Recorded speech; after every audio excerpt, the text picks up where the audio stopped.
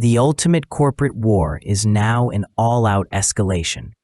After a devastating cybersecurity breach cripples her media empire, CEO Victoria Hammond forms a desperate, calculated alliance with bitter rival Henry Dustin to fight the terrifying new powerhouse of Schols Cybersecurity and Clarion's tech conglomerate. Corporate Empires Part 2, The Escalation. Chapter 1, Aftermath. The pre-dawn light filtered through the floor-to-ceiling windows of the Hammond Media headquarters in Los Angeles, casting long shadows across Victoria Hammond's corner office. She hadn't slept. The remnants of yesterday's emergency board meeting still cluttered her desk, financial projections, market analyses, and one particularly damning report about the Schols family's latest cybersecurity breach that had exposed Hammond's cryptocurrency vulnerabilities. Victoria stood at the window, her reflection ghostly against the awakening city. At 47, she remained striking, sharp cheekbones, steel gray eyes, and an elegant severity that commanded rooms. But this morning, she looked tired, battle-worn. Her phone buzzed, a message from her son, Marcus. "Mother, we need to talk about Adrian." Victoria closed her eyes. Adrian Schols. The name alone sent a complex wave of emotion through her. Anger, attraction, regret. Their affair had ended 3 months ago when she discovered he'd been mining data from her personal devices. Corporate espionage wrapped in silk sheets and whispered promises. Before she could respond, her daughter Elena burst through the door, tablet in hand, her usually perfect composure fractured. "Mom, you need to see this. Now." Elena Hammond, 28 and already vice president of digital innovation, swiped through a series of headlines on her tablet, each one worse than the last. Hammond crypto crashes, investors flee after security breach. Schols Cybersecurity denies involvement in Hammond hack. Dustin Media Empire capitalizes on Hammond's misfortune. Schols is denying it? Victoria's laugh was bitter. Adrian's fingerprints are all over this. There's more. Elena's voice dropped. Clarion Cloud has announced a partnership with Schols. They're integrating their cryptocurrency platform with Schols' Metaverse security infrastructure. It's a direct attack on our entire business model. Victoria's jaw tightened. The Clarion family, New York old money, tech innovators, and lately, increasingly aggressive competitors. Clarion had been circling Hammond's cryptocurrency division for years, waiting for an opening. "Get me Henry Dustin on the phone," Victoria commanded. "Mom, the Dustins are our competition. The Dustins are pragmatists, and right now, we need allies more than we need pride." Chapter 2, The San Francisco Gambit. 300 miles north, in the gleaming Schols Tower overlooking San Francisco Bay, Adrian Schols stood in his father's office, weathering the storm. "You slept with her." Richard Schols' voice was dangerously quiet. "You slept with Victoria Hammond." Adrian met his father's glare unflinchingly. At 35, he had inherited his father's sharp intellect and his mother's devastating charm, a combination that had served him well in both boardrooms and bedrooms. His dark hair was artfully disheveled, his tailored suit perfectly pressed despite the early hour. That was months ago. It's irrelevant too. Irrelevant. Richard's fist slammed on the desk. "We're launching the most significant Metaverse security platform in history, and you've compromised us with personal entanglements." "I gathered intelligence. We knew exactly when to strike because of that relationship. And now," Richard pulled up a news feed on his holographic display. "Now the FTC is launching an investigation into whether we illegally accessed Hammond's systems. Because you couldn't keep your personal and professional lives separate." Adrian's sister, Sophia Schols, entered without knocking.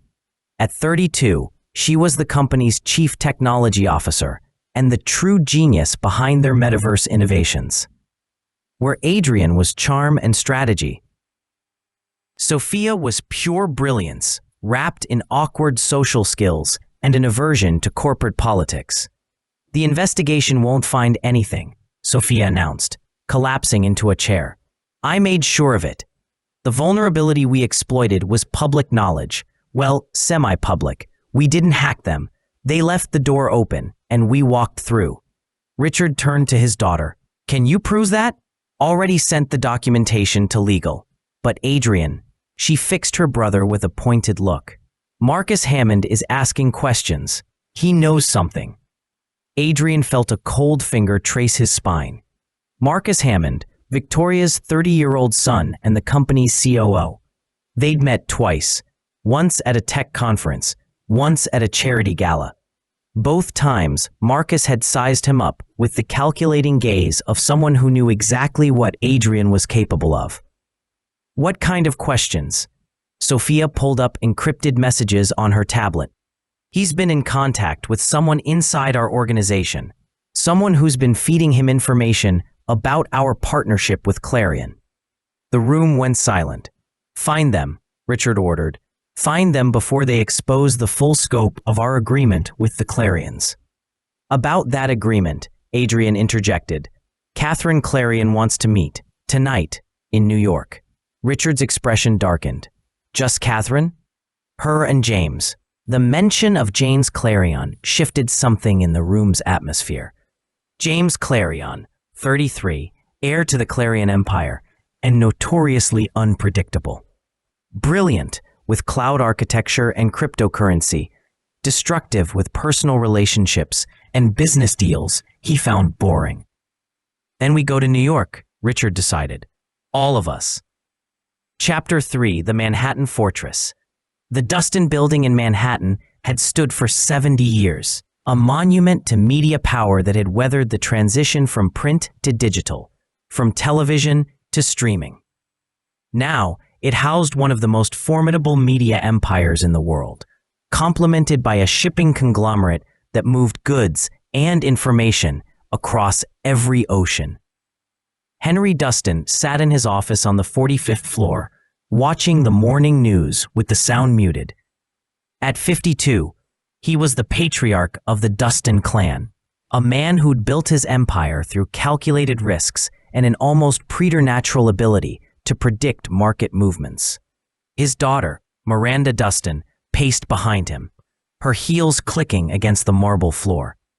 At 31, she was beautiful in a way that made people underestimate her until she destroyed them in negotiations. She ran the shipping division with ruthless efficiency, turning what many considered a declining industry into a data collection goldmine. The Hammond situation is an opportunity, Miranda said. Their media division is vulnerable. We could make an acquisition offer, hostile if necessary. Victoria Hammond doesn't surrender, Henry replied, still watching the silent news. She doubles down. Then we force her hand. Our shipping division has leverage she needs. Half her cryptocurrency mining operations depend on our supply chains for hardware. Henry finally turned from the screen. And when did you become so bloodthirsty? Miranda smiled. I learned from the best, Daddy. The office door opened, and Henry's son Garrett entered, still in his running clothes, sweat darkening his shirt. At 29, Garrett was the creative force in the family, restless, innovative, and chronically unable to follow protocol. He ran the media division's entertainment arm and had a disturbing tendency to make brilliant decisions that gave his father heart palpitations. We have a problem, Garrett announced, pulling up a holographic display in the center of the room. I just got off the phone with one of my producers. She was approached by someone from Clarion Cloud. They're offering talent and creators direct distribution deals that bypass traditional media entirely. Let me guess, Henry said, using Schols' Metaverse infrastructure. Exactly. They're building a vertically integrated entertainment platform that could make traditional media companies obsolete within 5 years. Miranda stopped pacing. That's why they partnered. Schols provides the secure platform, Clarion provides the cryptocurrency payment system and cloud infrastructure. They're cutting us out entirely. Henry's phone buzzed. He glanced at it, and his expression shifted minutely. a tell that his children immediately recognized. "What is it?" Miranda demanded. "Victoria Hammond wants to meet. She's proposing an alliance." Garrett laughed. "Hammond? The woman whose market share we've been systematically eroding for 2 years?" "The woman," Henry corrected, "who's about to be destroyed by Schols and Clarion, and who has detailed intelligence on both families that could prove useful." "You're actually considering this?" Miranda said, incredulous. "I'm considering survival. Schols Clarion is a bigger threat to us than Hammond ever was. Victoria knows this. It's why she's calling." Miranda and Garrett exchanged glances. Finally, Garrett shrugged. "When do we meet?" "Tonight, here in New York. Victoria is flying in with her children." "Both children?" Miranda's tone sharpened. "Marcus is coming?" Henry caught the subtle shift in his daughter's voice.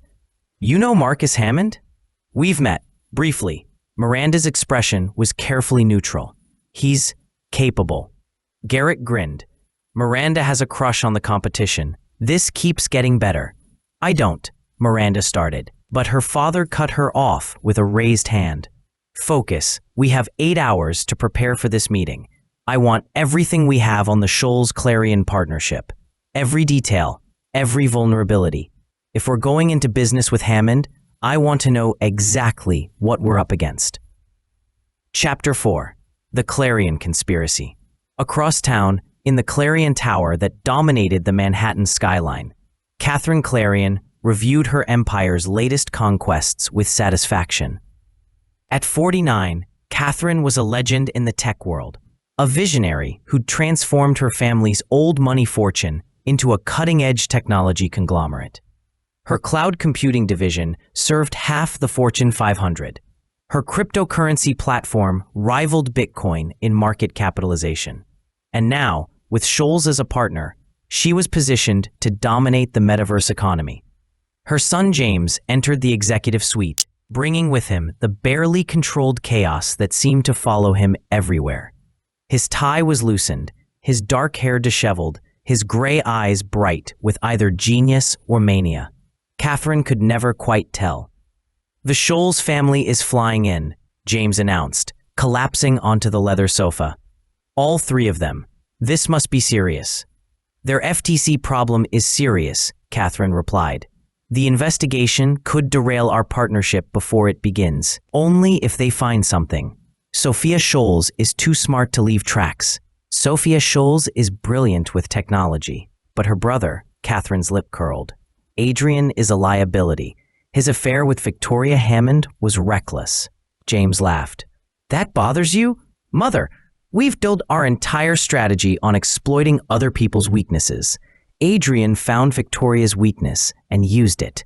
I call that efficient. I call it sloppy. And now Hammond is forming an alliance with the Dustins. We have new enemies, or new opportunities." James sat up, his mind visibly racing. "What if we approach them first? Make them an offer?" The Hammonds and Dustins hate each other. They'd never. They hated each other when they were comfortable. Desperation makes strange bedfellows. If they're meeting, they're planning something. We should know what. Catherine considered this. Her son was unpredictable, but he had good instincts. "How do you propose we find out?" James smiled. "Elena Hammond. Victoria's daughter? We were at Harvard together. We've stayed friendly." Catherine's eyes narrowed. "How friendly?" "Friendly enough that if I called her tonight and suggested drinks, she'd say yes." "You want to seduce intelligence out of Elena Hammond?" "I prefer to think of it as reconnecting with an old friend who happens to have information we need." Catherine turned back to her screens, pulling up files on Elena Hammond. 28, brilliant, driven, and by all accounts, fiercely loyal to her family. But the background check also revealed something interesting. A messy breakup 6 months ago with a venture capitalist who'd later been investigated for insider trading. "She has trust issues with men in finance and tech," Catherine observed. "Then it's a good thing I'm charming." "James," Catherine's tone sharpened. "This isn't a game. If you approach Elena Hammond, you're putting yourself directly in enemy territory. Victoria Hammond is dangerous when threatened. So are we." James stood, buttoning his suit jacket. I'll reach out to Elena. You handle the Schols. Between us, we'll have full intelligence on whatever alliance they're planning before morning. After James left, Catherine pulled up another file, this one marked Confidential, Dustin Vulnerability Assessment.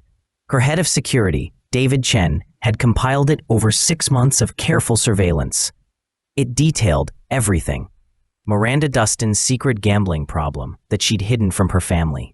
Garrett Dustin's affair with a married actress that could destroy his career. Henry Dustin's early-stage Parkinson's diagnosis that he'd concealed from his board. Leverage. All of it, leverage. Catherine believed in being prepared for every contingency. If the Hammond-Dustin alliance posed a real threat, she had the weapons to destroy it from within. I love making these videos for you. If you liked this story, then please like, subscribe to my channel, and switch on the notifications for more entertaining stories. Please also leave a comment for any story suggestions. But first, she needed to secure the Schols partnership. The FTC investigation was a complication, but Catherine had dealt with federal regulators before. The key was controlling the narrative. Her phone buzzed. A message from Richard Schols, arriving at 7 p.m. We need to discuss the investigation and our strategy going forward. Catherine smiled. Strategy was Richard's way of saying damage control. The Schols were worried. Good. Worried partners were compliant partners. She typed her response. Dinner at La Bernardine, private room. Come prepared to discuss our expanded partnership. Expanded partnership? Richard replied. I have a proposal that will solve both our problems. You'll want to hear this. Catherine set down her phone and returned to her screens, pulling up market data, competitor analyses, and a complex flowchart that showed how the 4 families were interconnected through business deals, shared investors, and, increasingly, personal relationships. The board looked like a spider's web, and Catherine intended to be the spider at the center, pulling all the strings. Chapter 5. Converging Paths. At LAX, Victoria Hammond boarded her private jet, with Marcus and Elena flanking her. The cabin was configured as a mobile office, with Marcus already pulling up files on secured tablets. I don't like this, Marcus said, as they settled in for the 6-hour flight. Henry Dustin has been trying to destroy us for years. Now we're supposed to trust him? We don't trust him, Victoria corrected. We use him, and he uses us. That's business. Elena stared out the window as Los Angeles fell away beneath them. Adrian Schols will be in New York. Victoria's jaw tightened. I'm aware. Mother, you can't let him get in your head again. He'll use. I know exactly what Adrian will try to use, and it won't work. That chapter is closed. Marcus glanced between his mother and sister. There's something you're not telling me about Schols. Victoria met her son's eyes. Marcus had inherited his late father's analytical mind and his mother's ruthlessness. He deserved the truth. Adrian and I were involved, briefly. I ended it when I discovered he was using the relationship to gather intelligence on our cryptocurrency operations. Marcus's expression went cold. He was spying on you? He was doing his job, as was I. Victoria pulled up a file on her tablet. I wasn't entirely honest with Adrian either. While we were together, I planted malware in his personal devices. We now have backdoor access to Schols' entire Metaverse development division. Elena's eyes widened. Mom, that's illegal, probably. Effective, absolutely. Which is why we're meeting with Henry Dustin. I'm going to offer him something he can't refuse. Complete intelligence on the Schols Clarion partnership. In exchange for what? Marcus asked. A 3-way alliance. Hammond, Dustin, and one more partner we're going to recruit tonight. Who?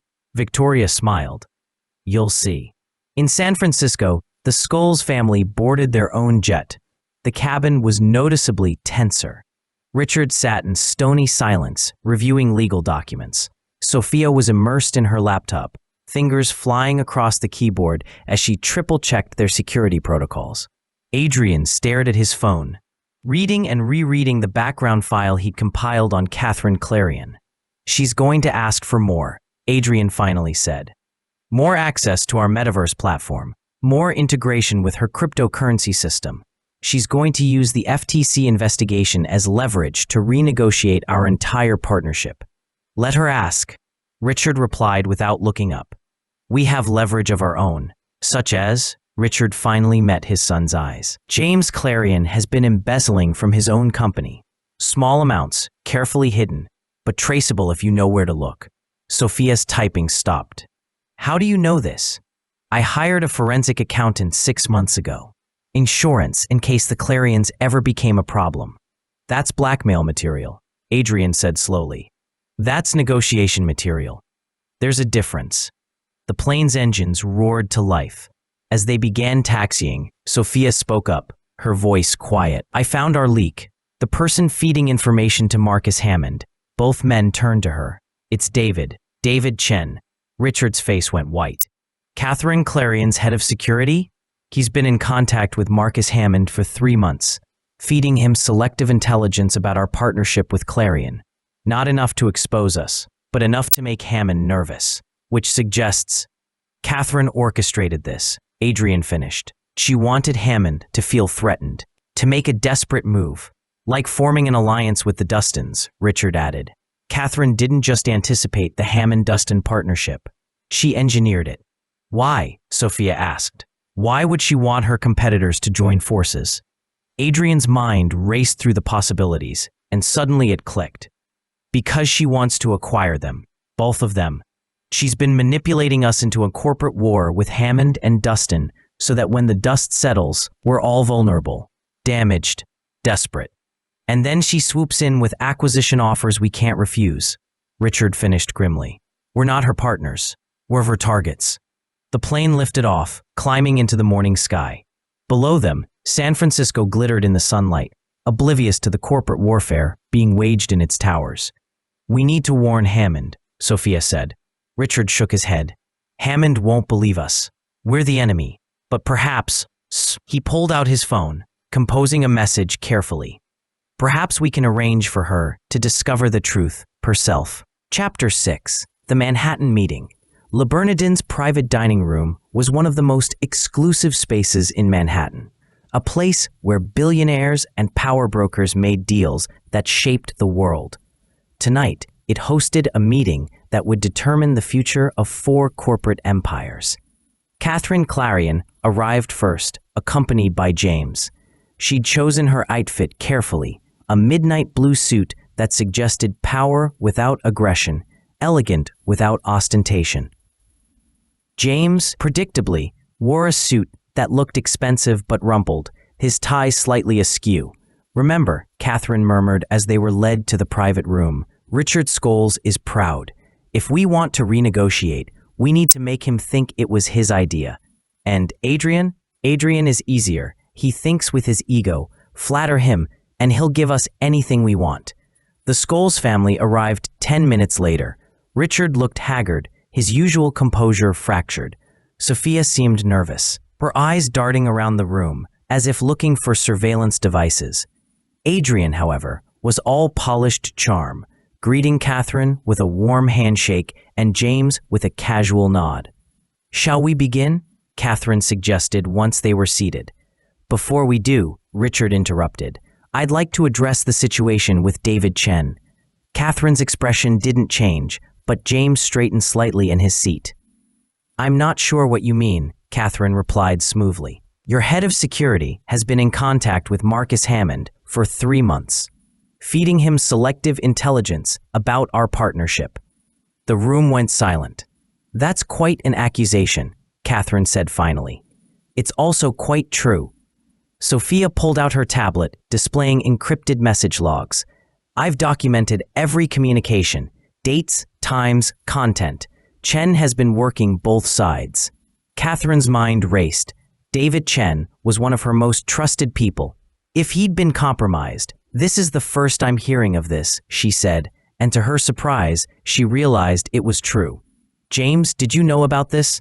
James's expression was carefully blank. No, but we should verify these logs before. Oh, they're real, Richard cut in. The question is, did you authorize this, Catherine, or is Chen acting independently? It was a trap. If Catherine admitted knowledge, she'd confirmed her manipulation. If she denied it, she looked weak. A CEO who couldn't control her own organization. I'll conduct a full investigation, Catherine said evenly. If Chen has been acting inappropriately, he'll be terminated. Terminated? Adrian leaned forward. Your head of security has been sabotaging our partnership, and you want to fire him. We want full access to his communications, his files, everything. We need to know what else he's disclosed. That's proprietary. That's the price of continuing our partnership, Richard said flatly. Full transparency on Chen's activities, or we walk. Catherine felt control slipping. This meeting was supposed to strengthen her position, not weaken it. She needed to pivot, to find new leverage. Very well, she agreed. Full transparency on Chen. In exchange, I want expanded integration between our platforms. Deeper access to your Metaverse infrastructure. Acceptable, Richard replied, too quickly. Catherine's instincts screamed warning. The Schols were giving in too easily. Something was wrong. Before she could probe further, the door to the private room opened. The maitre d' looked apologetic. I'm very sorry to interrupt, but there's been a situation.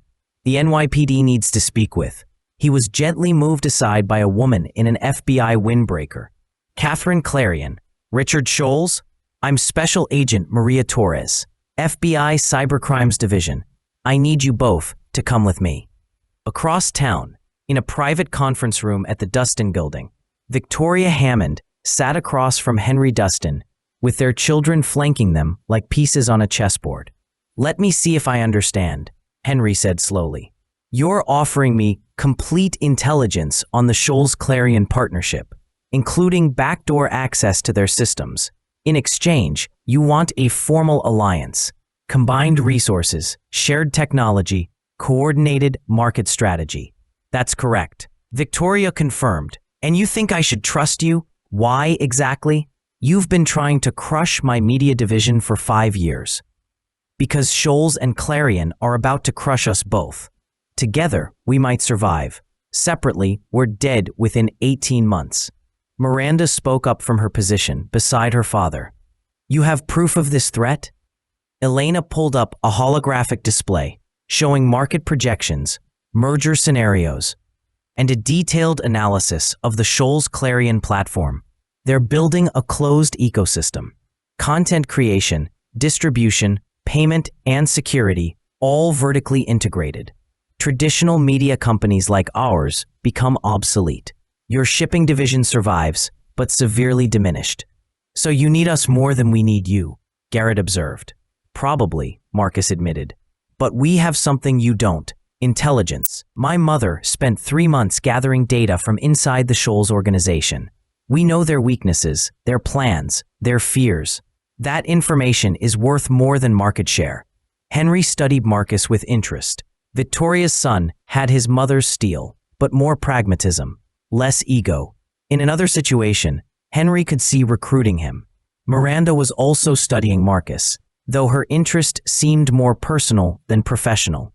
Henry filed that observation away for later. There's something you're not telling us, Henry said, returning his attention to Victoria. Some piece of this puzzle you're holding back. Victoria smiled. Perceptive. Yes, there's one more element. We're not proposing a two-way alliance. We're proposing a three-way partnership. With who? Someone who's about to be betrayed by the Clarions and is going to be looking for revenge. As if on cue, Victoria's phone buzzed. She glanced at it, and her smile widened. Perfect timing. Richard Schols just texted me. He and Catherine Clarion have been detained by the FBI. Something about their partnership violating federal cybersecurity regulations. The room erupted. What? Marcus grabbed his own phone, pulling up news feeds. This is breaking now. FBI investigation into illegal data sharing between Schols Cybersecurity and Clarion Cloud.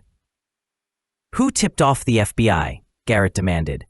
Victoria's smile was predatory. I did, this morning, with documentation I acquired during my relationship with Adrian Schols. Henry sat back in his chair, reassessing Victoria Hammond with new respect. You just destroyed their partnership. I gave the FBI reason to investigate. What they find is up to them. But yes, I imagine the Schols-Clarion alliance is over. Which leaves Schols vulnerable, Miranda said slowly, understanding dawning. You want to recruit them, partner with Schols against Clarion. The enemy of my enemy, Victoria agreed. Richard Schols is going to be furious with Catherine. His company's reputation is about to be destroyed because of her carelessness. He'll want revenge. And you'll offer him a path to that revenge, Henry finished. Clever. It's more than clever, Marcus added. It's necessary. Clarion is the real threat, always has been. Schols was just her weapon. Now we take that weapon and turn it against her. Henry looked at his children.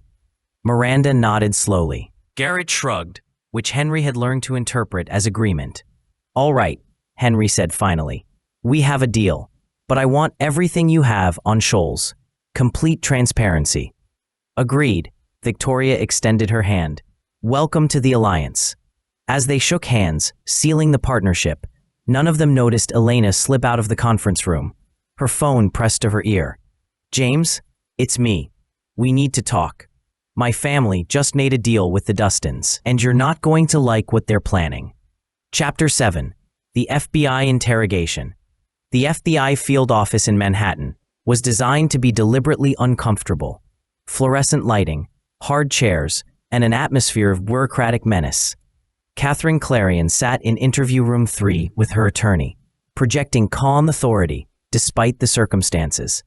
Across the table, Special Agent Torres reviewed documents with deliberate slowness. Let me summarize, Torres said finally. Your company, Clarion Cloud, provides data storage for approximately half the Fortune 500. Your cryptocurrency platform processes billions in transactions daily. And your new partner, Schols Cybersecurity, has access to the security protocols for all of this.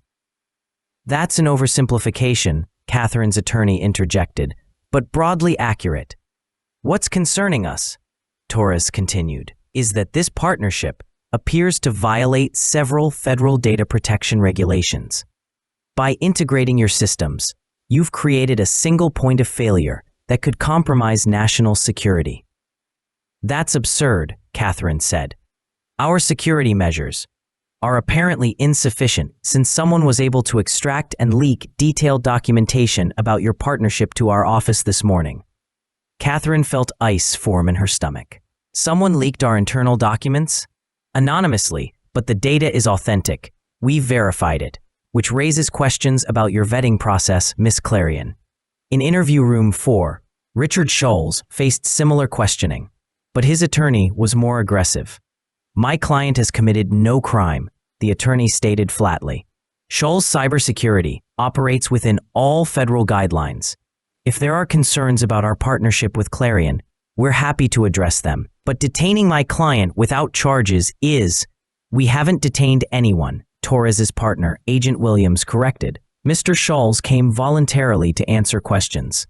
Questions that sound a lot like accusations. Because we're trying to understand how 2 of the largest tech companies in America formed a partnership that potentially compromises national security without triggering any regulatory oversight. Richard's mind raced. The leak had come from inside one of their organizations. Victoria Hammond? Possibly. She had motive and, thanks to Adrian's carelessness, access. But the leak had been strategic, designed to damage both companies equally. This wasn't just corporate warfare. This was someone trying to destroy them both. I want to speak with Catherine Clarion, Richard said suddenly. I'm not asking.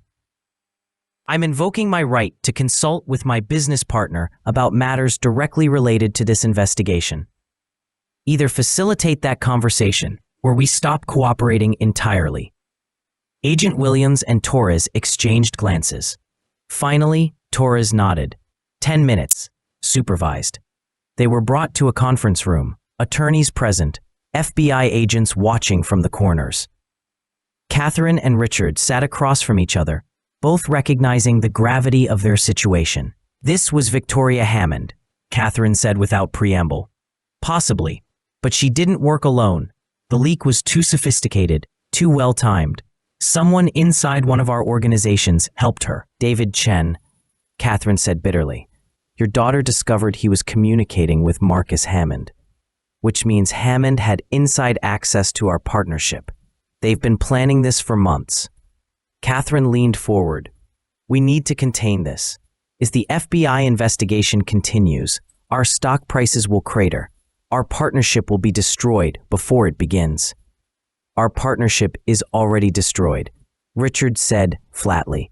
The moment we were brought in for questioning, the market started reacting. By tomorrow morning, investors will be fleeing both our companies. So what do you propose? Richard pulled out his phone, composed a message, and showed it to Catherine before sending. To Adrian Schols, Sophia Schols, from Richard Schols. Subject, Emergency Authorization. Sophia, Execute Contingency Protocol 7. Full implementation. Adrian, contact Victoria Hammond. Tell her we want a meeting. Tonight. Protocol 7?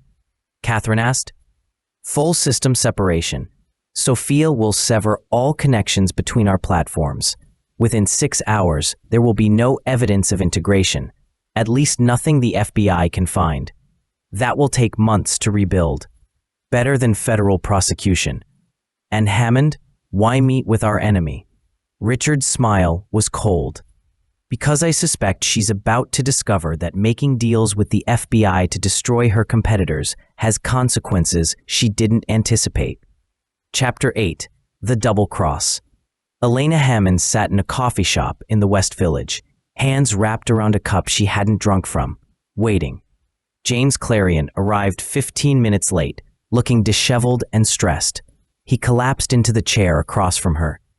Thank you for meeting me, Elena said quietly. Your family just destroyed my mother's company. Why the hell did you ask me here? Because I didn't know they were going to do it. Elena met his eyes. James, I swear, I had no idea my mother had leaked anything to the FBI.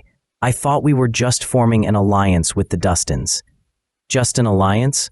Elena, your mother has been planning this for months. The FBI doesn't move that fast without serious preparation. I know, and now I'm wondering what else she's been planning without telling me. James studied her. They'd known each other for 7 years, been close friends in business school. He wanted to believe her, but trust was a luxury he couldn't afford. What do you want? He asked finally. I want out, Elena said simply. Out of my family's company, out of this corporate war, out of all of it. I'm tired of being a weapon in someone else's battle. You're Victoria Hammond's daughter. There is no out. There is if I have enough leverage to negotiate my freedom. James leaned back, intrigued despite himself. What kind of leverage? Elena pulled out a USB drive, set it on the table between them. Everything my mother has on your family. Her intelligence on your cryptocurrency platform, your cloud infrastructure, your vulnerabilities, plus everything she has on the Schols and the Dustins. You're betraying your own mother? I'm saving my own life. My mother is brilliant, but she's also obsessed. She won't stop until she's destroyed everyone, including herself. I'm not going down with her. James picked up the drive, turned it over in his hands. And what do you want in exchange? Help disappearing. Your family has resources, offshore accounts, international connections. I want enough money to start over somewhere else. And I want protection until I'm gone. Elena. James hesitated, genuinely conflicted. You know I can't guarantee that. My mother. Your mother is at an FBI field office right now, watching her empire crumble. She's not in a position to protect anyone. James's phone buzzed. A text from Catherine. Need you to handle something urgent. Meet me at the office in 1 hour. He looked at Elena, at the USB drive, at the desperation in her eyes. She was offering him a way to rebuild, to strike back at the families that had just tried to destroy his mother. But she was also Victoria Hammond's daughter. This could be an elaborate trap. I need time to verify this data, he said finally. You have 2 hours. Then I'm destroying everything and disappearing on my own. Your call. James pocketed the drive and stood. 2 hours. Don't move from this spot. After he left, Elena pulled out a second phone, a burner, and sent a text. He took the bait. Give him exactly 90 minutes, then move in. The response was immediate. Understood. Good work. Elena deleted the message and both phones, stood, and walked out of the coffee shop. By the time James discovered the USB drive contained falsified data designed to implicate him in securities fraud, she'd be at JFK, boarding a flight to Hong Kong. Some people were weapons in other people's battles. Elena Hammond had decided to become something else entirely. Chapter 9. The Midnight Convergence. The Dustin Building's executive conference room was crowded with the powerful and the paranoid, all arriving under cover of darkness. Victoria Hammond sat at one end of the table, flanked by Marcus. Henry Dustin sat at the other, with Miranda and Garrett. Between them, looking profoundly uncomfortable with the seating arrangement, were Richard and Adrian Schols. Sophia had remained in San Francisco, working frantically to separate their systems before the FBI could find evidence of integration. "Let me make sure I understand," Richard said, his voice tight with barely controlled fury. "You leaked our partnership details to the FBI, destroyed both our companies' reputations, and now you want us to join an alliance against the Clarions?" "Yes," Victoria said simply. "You're insane. I'm practical. Catherine Clarion orchestrated this entire situation. She manipulated all of us, you into a partnership that would make you vulnerable, us into desperation, the Dustins into a war. She's been playing the long game, positioning herself to acquire all our companies once we damaged each other enough." "You have proof of this?" Adrian demanded. Marcus pulled up holographic displays showing communication patterns, financial transfers, and a complex timeline that connected Catherine's actions to every major crisis of the past 6 months. "She's been planning this for over a year," Marcus explained. "The FTC investigation into Hammond's cryptocurrency. She initiated it by planting evidence. The security breach that exposed our vulnerabilities. Her people executed it and blamed you. Even David Chen's communications with me. She was controlling both sides. Chen was working for Catherine the whole time," Richard said slowly, understanding. "Feeding us both intelligence she wanted us to have. Exactly. She needed us at each other's throats, distracted and weakened. Tonight, after the FBI questioning, she was planning to approach each of you separately with acquisition offers." Miranda spoke up. "How do you know she was planning acquisitions?" "Because she approached us 3 months ago," Garrett admitted. "Made an offer for our media division. We declined, obviously, but the terms were very specific. She wanted infrastructure, not brand value. She was planning to gut us and integrate our assets into her empire." Adrian's phone buzzed. He glanced at it, and his expression changed. "Sophia just sent an alert. Someone's trying to breach our separated systems. Sophisticated attack, military-grade tools." "Clarion," Victoria said. "She knows we're meeting. She's trying to get ahead of whatever alliance we're forming." "How would she know we're meeting?" Richard demanded. The conference room door opened. Elena Hammond walked in, her expression carefully blank. "Because I told her," Elena said quietly. "Or rather, James Clarion thinks I told him." Victoria stood. "Elena, what have you done?" "I fed James falsified data about our meeting. Information designed to make Catherine think we're planning a completely different strategy than we actually are. By the time she realizes she's been misled, we'll have already executed our real plan." Marcus stared at his sister. "When did you become a spy?" "When I realized Mom was willing to sacrifice all of us for victory. I decided to make sure that if we're going to war, we'd at least win." Henry Dustin laughed, a genuine sound of surprise. "I like her. We should give her a job." "She has a job," Victoria said sharply. "Elena, sit down. Tell us everything you told James." Elena took a seat, pulled up her tablet, and displayed her communications with James Clarion. "I told him we were planning a coordinated market attack, short-selling Clarion stock, releasing damaging intelligence to the press, poaching their top talent. All of which is partially true, but not the main strategy." What is the main strategy? Adrian asked. Victoria looked around the table at the assembled leaders of 4 families that had been at war for months. We're going to beat Catherine Clarion at her own game. We're going to manipulate her into a trap she can't escape. I'm listening, Richard said. Catherine believes she's won, that we're desperate, divided, and vulnerable. We're going to confirm that belief. Each of our companies is going to publicly struggle over the next 2 weeks. Stock prices dropping, executive departures, bad press. We're going to look like we're collapsing. And then, Miranda asked, and then Catherine will make her move. She'll launch acquisition attempts for all 3 of our companies simultaneously, believing she can buy us cheap. But instead of accepting her offers, Marcus took over. We announce a merger. Hammond, Dustin, and Schols, combining into a single conglomerate with more market capitalization, more technology, and more influence than Clarion could ever achieve alone. She'll be exposed, Garrett continued, catching on. All her manipulation, all her orchestration, it'll become public knowledge. Her reputation will be destroyed. Her board will lose confidence, and she'll be vulnerable to hostile takeover. By us, Henry finished. We'll acquire Clarion using her own playbook. The room fell silent as everyone processed the audacity of the plan. Finally, Richard spoke. This requires perfect coordination. If even one element fails, Catherine will see through it. Which is why we're all in, Victoria said. No more secrets between us. No more individual agendas. For the next 2 weeks, we function as a single entity. I have one condition, Adrian said.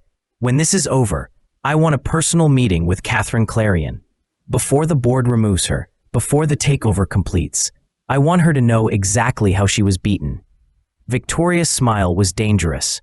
Granted. Any other conditions? Miranda raised her hand. I want to lead the acquisition team for Clarion's shipping and logistics division. They've been undercutting our prices for months. Payback will be satisfying. Done. Garrett. I want their entertainment licensing deals. Clarion has contracts with creators we've been trying to poach for years. You'll have them. Richard, the patriarch of the Schols family, walked to the window and looked out at Manhattan's glittering skyline. I want Clarion's cryptocurrency platform dismantled, not acquired, destroyed. She's been using it to manipulate markets and destroy competitors. That ends.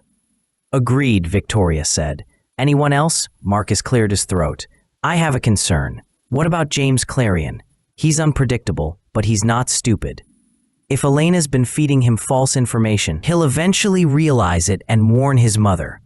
Let me handle James, Elena said quietly. I know how he thinks. I can keep him distracted. How? Victoria asked, her tone sharp with maternal concern. By telling him the truth, or at least a version of it. James Clarion is brilliant, but he's also desperate for his mother's approval. If I give him away to be the hero who saves the company, he'll take it. And by the time he realizes he's been manipulated, it'll be too late. Adrian studied Elena with new respect. You're more like your mother than you pretend. I'm exactly like my mother. That's what makes me dangerous. Henry stood, extending his hand to Victoria. We have a deal. Hammond, Dustin, and Schols against Clarion. Let's make history. As they shook hands, sealing the alliance, none of them noticed the small device hidden in the conference room's ventilation system. A device that had recorded every word, every plan, every conspiracy. In her office across town, Catherine Clarion listened to the recording with a smile that would have terrified anyone who knew what it meant. Impressive, she murmured. They think they're so clever. She opened a file on her computer, one she'd been preparing for months, contingency protocol, scorched earth. If she was going down, she was taking everyone with her. Chapter 10, The Storm Breaks. The next morning, financial markets opened to chaos. Hammond Media's stock dropped 15% in the first hour of trading. Dustin Enterprises followed, down 12%. Schols Cybersecurity plummeted 18%, with analysts citing the FBI investigation and concerns about the company's security practices. But the story dominating the news wasn't the individual company struggles. It was the leaked email that appeared in the inboxes of every major financial journalist simultaneously. From Anonymous to Financial Press Distribution List. Subject: The Conspiracy Against Clarion. Attachments: meeting recording.mp3, financial documents.pdf, communications archive.zip. Attached, you'll find evidence of a coordinated conspiracy by Hammond Media, Dustin Enterprises, and Schols Cybersecurity to manipulate markets and orchestrate a hostile takeover of Clarion Corporation. The recording was made last night during a secret meeting at the Dustin Building in Manhattan. These three families have been waging corporate warfare against Clarion for months, including illegal market manipulation, industrial espionage, and bribery of federal officials. The attached documents prove their crimes. The public deserves to know the truth. Victoria Hammond's phone began ringing at 6 a.m. By 7 a.m., she had 37 missed calls from board members, investors, and her legal team. Marcus burst into her bedroom without knocking. "We're compromised. Everything we discussed last night is on the news." "What?" Victoria grabbed her tablet, pulling up news feeds. Her face went white as she read the headlines. Corporate conspiracy exposed. 3 families plot against Clarion.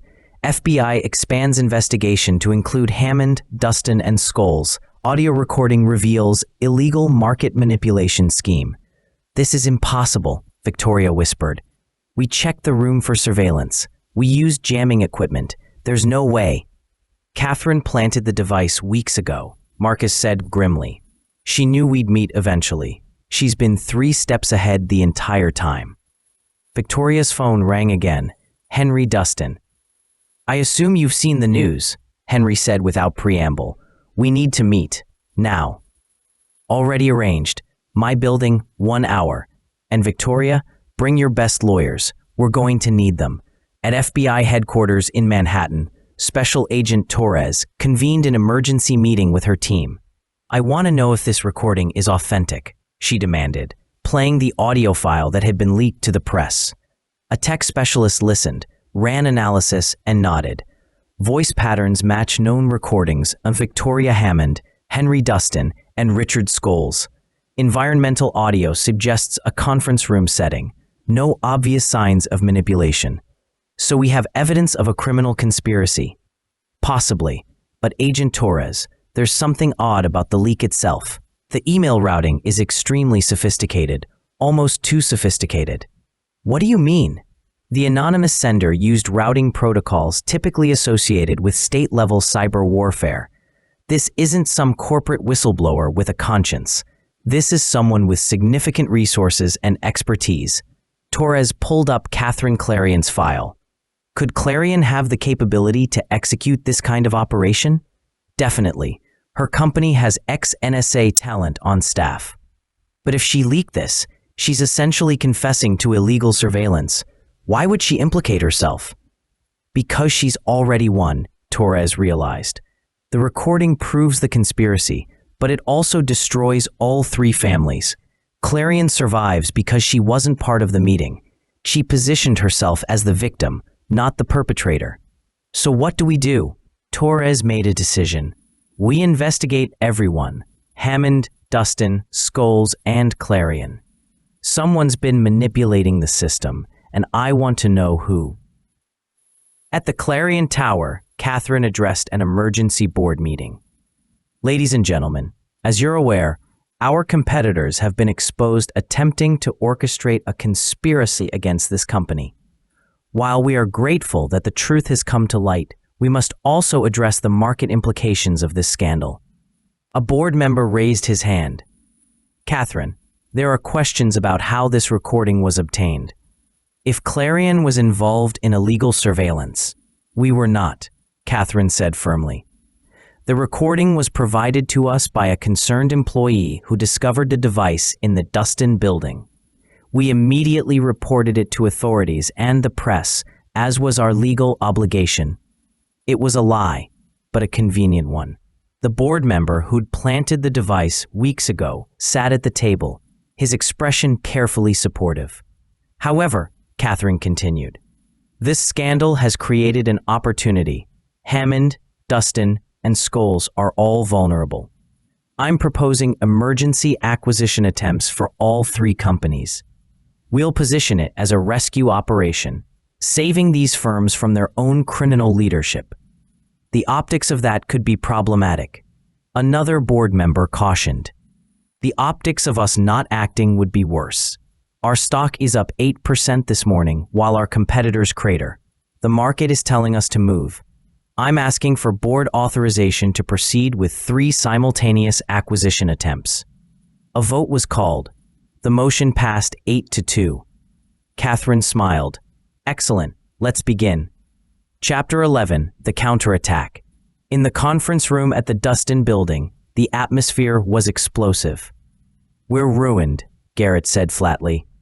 Our stock is in free fall. The FBI is investigating us, and now Clarion is making acquisition offers. We can't fight this. We can, Miranda insisted. We just need to… To what? Garrett interrupted. We have no leverage. The recording is real. Our conspiracy is real. We're guilty of everything they're accusing us of. Not everything, Victoria said quietly. Everyone turned to her. The recording is real, but the documents Catherine leaked are falsified. I've had my forensic accountants review them. The financial manipulations she claims we committed, most of them never happened. She fabricated evidence. Can we prove that? Richard asked. Given time, yes, but we don't have time. Clarion's acquisition offers expire in 72 hours. She's forcing us to choose, accept her terms, or collapse entirely. Marcus was working on his tablet, fingers moving rapidly. There might be another option. Mom, you said Catherine fabricated financial documents. What if we leaked our real financial data? Show the market that we're not actually in the position Clarion claims. That would expose our true vulnerabilities, Henry cautioned. But it would also expose her lies, Miranda countered. If we can prove she falsified evidence, it changes the narrative. We're not criminals. We're victims of corporate sabotage. Adrian shook his head.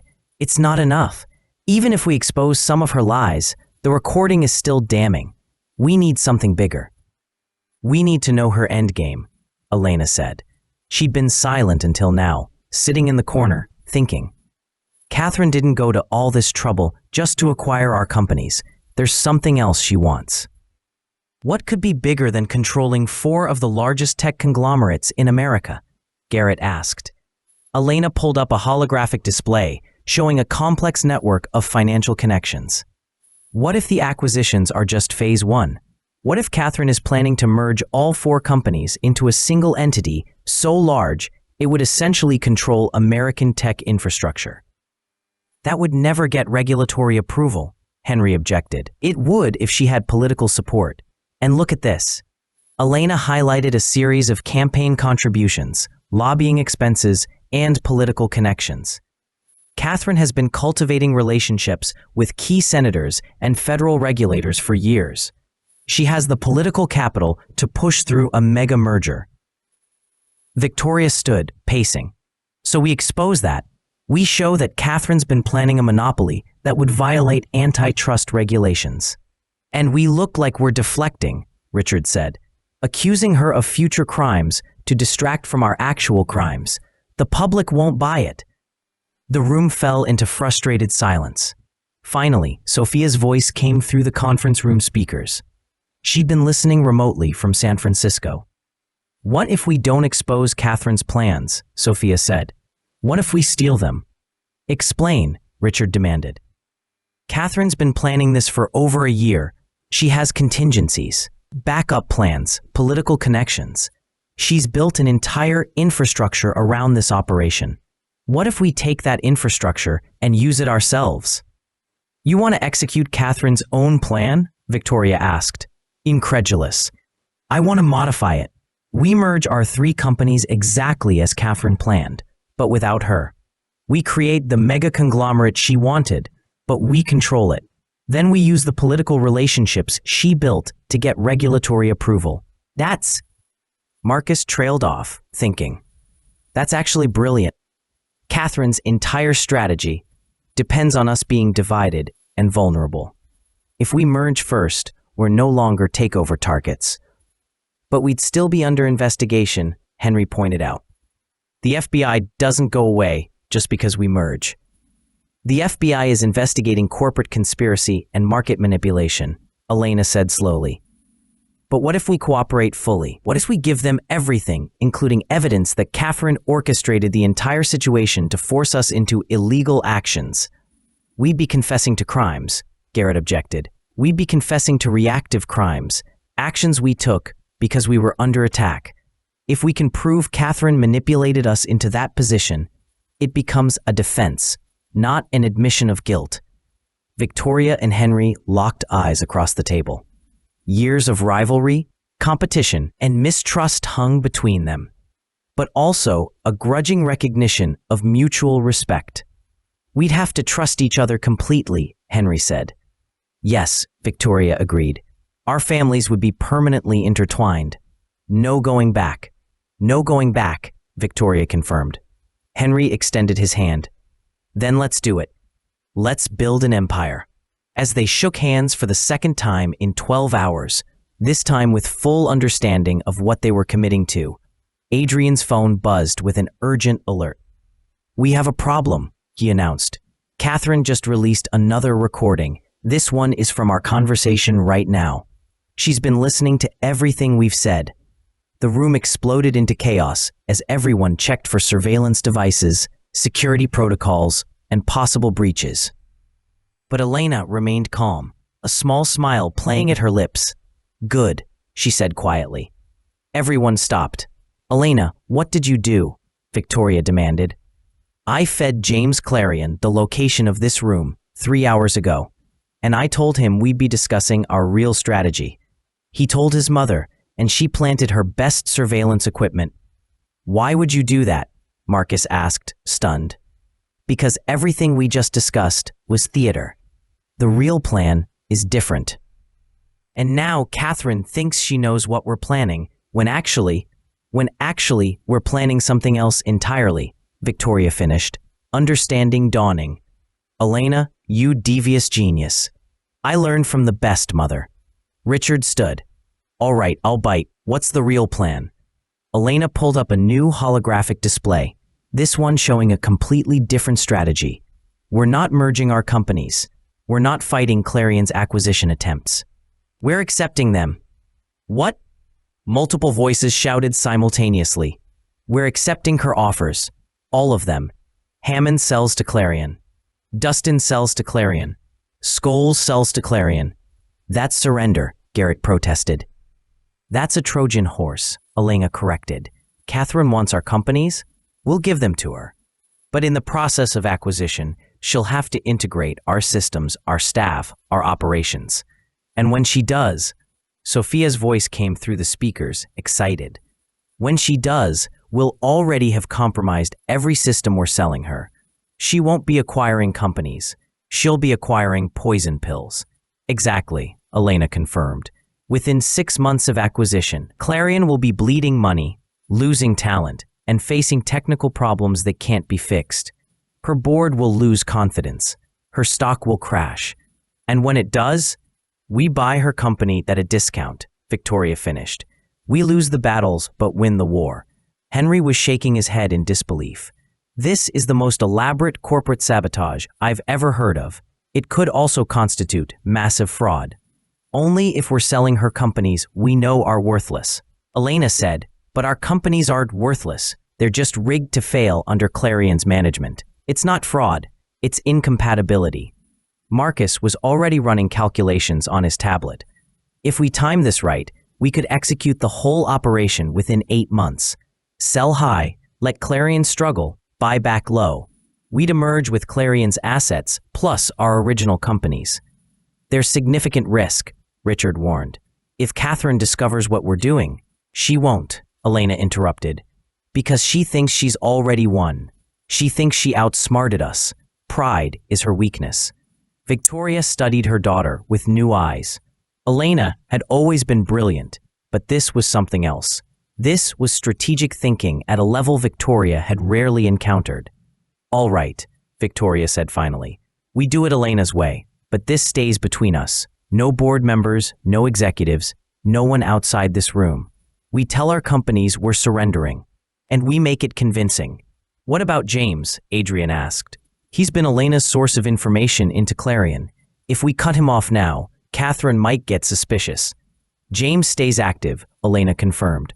"I'll keep feeding him information, some true, some false, all designed to make Catherine feel confident. He thinks he's playing me, but I'm playing him." "Cold," Garrett observed. "I respect it." "One more thing," Sophia's voice added. "We need to make sure the technical sabotage is subtle enough that Catherine can't trace it back to us. If she figures out we deliberately compromised the companies we sold her, we're looking at massive legal liability." "I'll handle the technical implementation," Sophia continued. "I know exactly how to build in systemic weaknesses that look like legacy infrastructure problems. Catherine's people won't find them until it's too late." "Then we have a plan," Henry declared. "Everyone goes home. We act devastated, defeated, desperate. In 48 hours, we'll each separately announce we're in negotiations with Clarion about potential acquisition. Make it look reluctant." "What about the FBI investigation?" Miranda asked. "We cooperate fully," Victoria said. "We give them everything they want. We look like victims trying to do the right thing. Between that and Catherine's aggressive acquisition tactics, we can shape the narrative." As the meeting broke up, Victoria pulled Elena aside. "That plan you outlined," Victoria said quietly. "That wasn't improvised, was it? You've been planning this for weeks." Elena met her mother's eyes. "Months. Since before you leaked the Schols partnership to the FBI. I knew we'd end up in a position where surrender was the only option. I've been preparing for this." "Why didn't you tell me?" "Because you needed to really believe we were planning a merger. If you'd been faking it, Catherine would have seen through the deception. You had to think the merger was real for the surveillance recording to be convincing." Victoria felt a complex mix of pride and concern. "Elena, you manipulated all of us. Your own family, our allies, everyone." "Yes, I did, because it was necessary." Elena's expression softened slightly. "Mom, I learned everything I know from you. You taught me that in business, sentiment is weakness, that victory requires sacrifice. I'm just applying those lessons. I never wanted you to become like you." Elena smiled sadly. "Too late." Chapter 12, The Final Moves. Over the next 48 hours, the business world watched in shock as three of America's largest tech conglomerates crumbled. Hammond Media announced it was in preliminary discussions with Clarion about strategic options. Dustin Enterprises released a statement acknowledging serious challenges and exploring various alternatives, including potential partnerships. Schols Cybersecurity stock dropped another 15% as rumors of federal criminal charges circulated. Financial analysts called it the most dramatic corporate collapse of the decade. Catherine Clarion called it victory. In her office, with James by her side, she reviewed acquisition terms with her legal team. "The Hammond deal closes first," she announced. "Victoria is the most dangerous.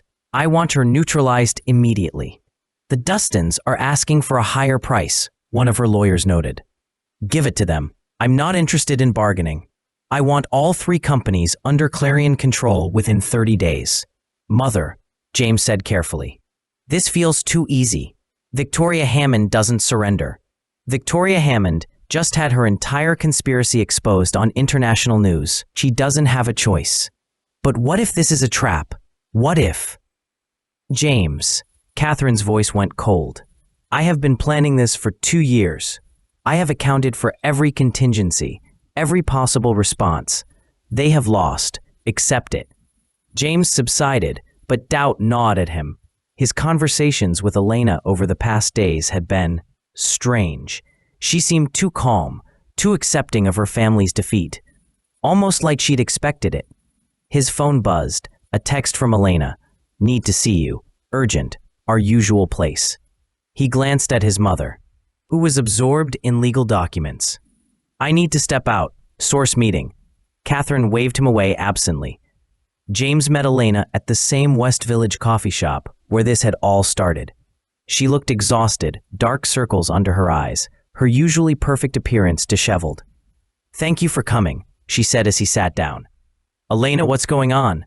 Your family is about to be absorbed by mine. Why did you want to meet? Because I need to know something. Did you ever actually care about me, or was I always just a source? James blinked, surprised by the question. Elena, it's a simple question.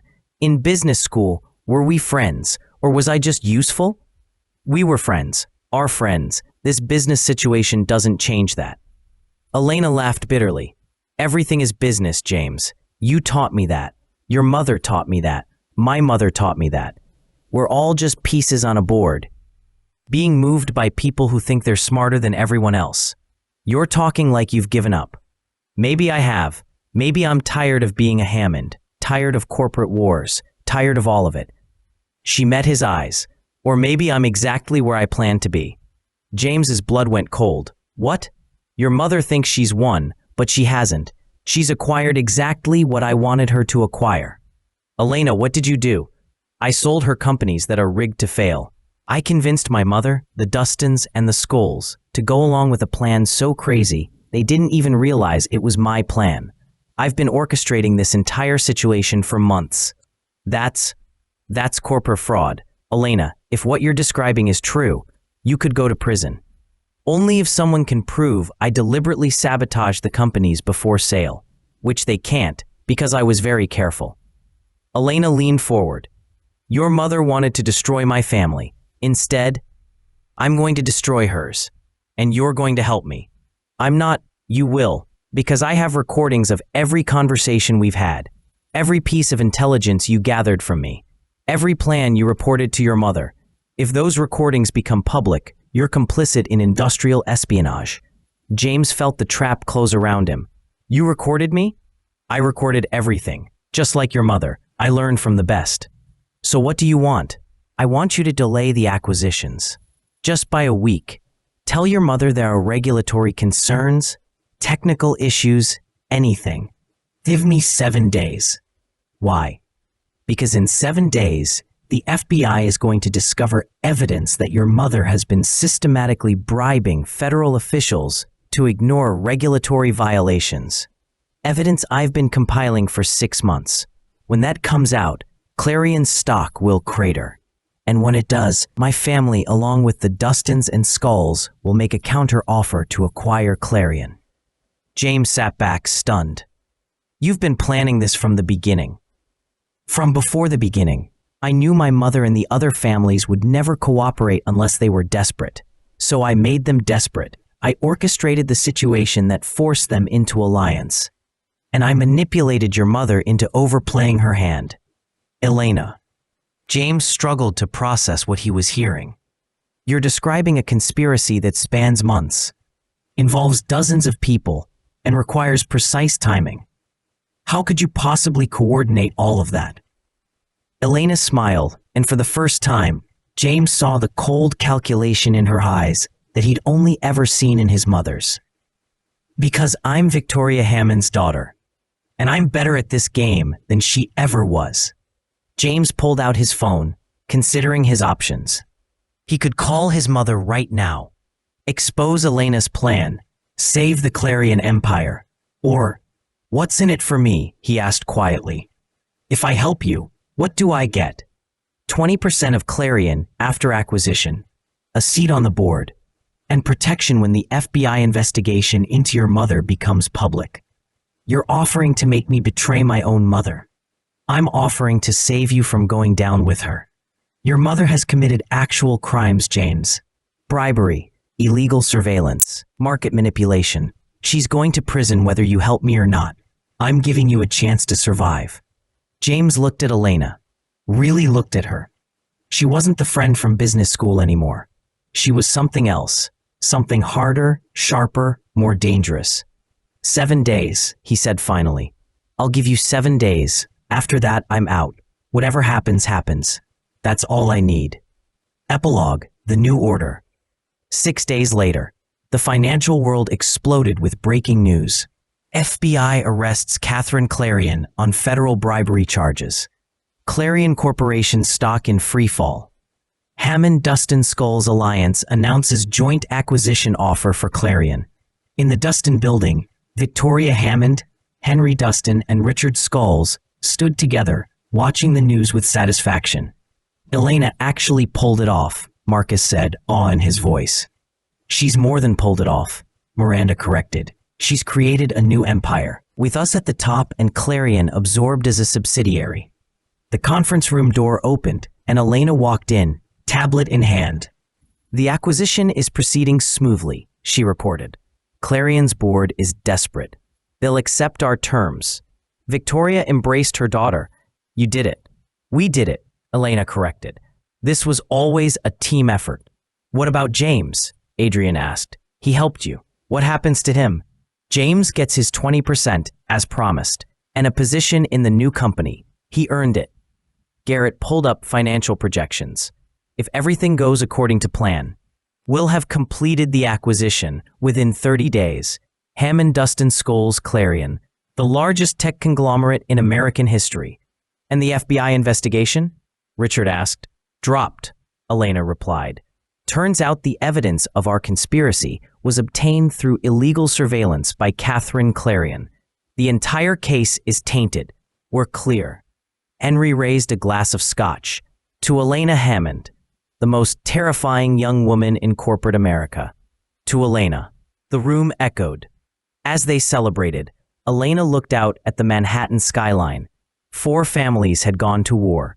3 had survived by joining forces. 1 had fallen. But Elena knew the truth. There was no real alliance, no genuine partnership, just temporary cooperation until someone found the next angle, the next advantage, the next opportunity to seize power. That was the nature of empires. They rose, fell, and rose again under new names. Her phone buzzed, a message from James. You destroyed my mother. You destroyed my family. One day I'll return the favor. Elena smiled and deleted the message. Let him try. She'd be ready. The war was over. The next war was just beginning. To be continued in part 3. Add to conversation. I love making these videos for you. If you liked this story, then please like, subscribe to my channel, and switch on the notifications for more entertaining stories. Please also leave a comment for any story suggestions.